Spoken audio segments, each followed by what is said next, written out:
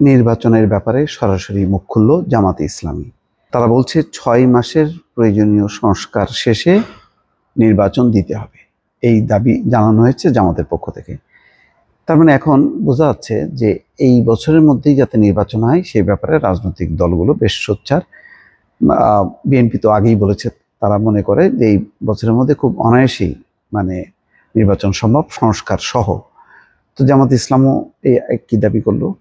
তাহলে খুব বেশি আর সম্ভবত দুশ্চিন্তা নেই, যেহেতু জামাত বিএনপি যদি একমত হয় তাহলে সরকার এটা মানতে বাধ্য হবে। বাংলাদেশের প্রধান দুটি রাজনৈতিক দল জামাত ইসলাম এবং বিএনপি। আজকে তারা কি বলছে, জামাত ইসলামীর নায়েবে আমির সাবেক এমপি ডাক্তার সৈয়দ আবদুল্লাহ মোহাম্মদ তাহের বলছেন 2025 সালের মধ্যে একটি সুস্থ নিরপেক্ষ নির্বাচন হতে হবে।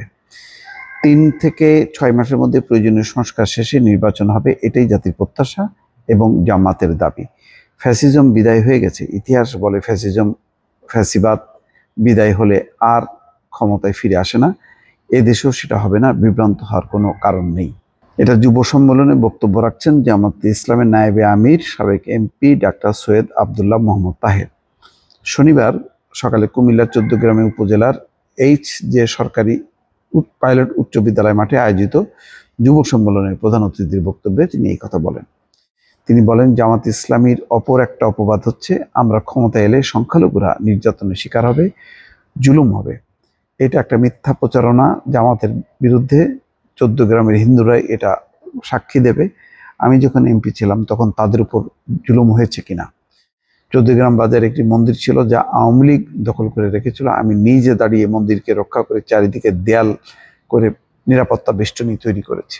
এই বিষয়টি এখানকার হিন্দুদের একজন সভাপতি ভারতের একটি মিডিয়াতে তুলে ধরেছেন। আমরা কারোর উপর কোনো কিছু চাপিয়ে দেব না, প্রত্যেকে তাদের নিজ গণতান্ত্রিক অধিকার নিয়ে দেশে বসবাস করতে পারবেন। এটা ভালো, জামাতের পক্ষ থেকে যদি এই হিন্দুদের বিষয়ে এই বক্তব্য দেওয়া হয় তাহলে ভারত যেই মিথ্যা একটা জুজুর ভয় তুলেছে বা হুজুগ তুলেছে যে বাংলাদেশে এখন মৌলবাদীরা ভরে গেছে এবং তারা নির্যাতন চালাবে, অন্তত সেই হুজুগ থেকে রক্ষা পাওয়া যাবে। এই কারণে জামাত যত বেশি এই বিষয়ে বক্তব্য দেবে এবং তার অবস্থান ক্লিয়ার করবে তত ভালো হবে। জামাতের আমির বলছেন যে নারীর অধিকার ও সংখ্যালঘুর বিষয়ে একটি মহল জামাতের বিরুদ্ধে অপপ্রচার করছে। আমাদের পরিবারের অনেক নারী সদস্য ব্যবসা করছে, চাকরি করছে। আমরা সংখ্যালঘুদের পাশে সবসময় কাজ করছি। আমরা কারো উপর কোনো কিছু চাপিয়ে দেব না। প্রত্যেকেই তার ইচ্ছা অনুযায়ী অধিকার নিয়ে বসবাস করতে পারবে। জামাত একটি কল্যাণকর রাষ্ট্র। যাই হোক, কথাটা পরিষ্কার যে দুটি বিষয়, একটা হলো জামাত ক্ষমতায় আসলে তারা কি করবে, তারা নারীদের শোষণ করবে, হিন্দুদের অত্যাচার করবে, এই বিষয়টি তারা পরিষ্কার করছে। অন্যদিকে গুরুত্বপূর্ণ বিষয় হচ্ছে জাতীয় ইস্যু, সেটা হচ্ছে নির্বাচন। সেই নির্বাচন তারা বলছেন যে প্রয়োজনীয় সংস্কার শেষে 6 মাস পর নির্বাচন হতে পারে, অর্থাৎ 6 মাসের মধ্যে প্রয়োজনীয় সংস্কার শেষে নির্বাচন হতে পারে। তাহলে যথেষ্ট পরিমাণ পুরো 2025 সালটা থাকলো সংস্কার এবং নির্বাচনের জন্য। এখন সরকার কোন পথে হাঁটে, কিভাবে হাঁটে, সেটাই এখন দেখার বিষয়। দর্শক ভালো থাকবেন, আল্লাহ হাফেজ।